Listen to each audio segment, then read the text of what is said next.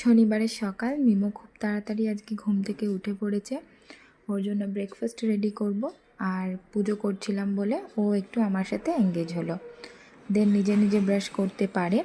After 5 years থেকে আমি ওকে সব জিনিসটাই নিজে হাতে করার জন্য মানে চেষ্টা করেছি, ও করতে শিখে গেছে।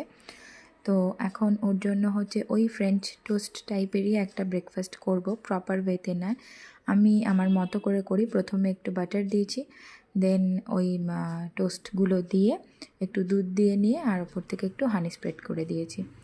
ওর অনলাইন ক্লাসের প্রচুর হোমওয়ার্ক ছিল, এখন সামনেই এক্সামস। তো ও এখন যেহেতু নিজেই সবটা সামলে নিতে পারে, ওকে ব্রেকফাস্ট দিয়ে আমি স্নান সেরে নিলাম।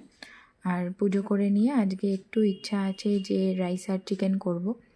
তো বারান্দায় একটু গেলাম, তার আগে ওর একটু ব্রেক নিল ও পড়া থেকে। কী সব বানিয়েছে আমার জন্য, বলল দেখো ওয়াও কী সুন্দর। তো আমি ওটা নিয়ে একটু ওর সাথে কথা বললাম, দেন একটু জল নিয়ে বাইরে বেরোলাম। রান্না এখনও স্টার্ট করিনি। আমার ফুলের ভিডিও তুলতে খুব ভালো লাগে। এই যে জারভেরিয়া হয়েছে, খুব ভালো হয় এই ফুলটা আমার বারান্দায়।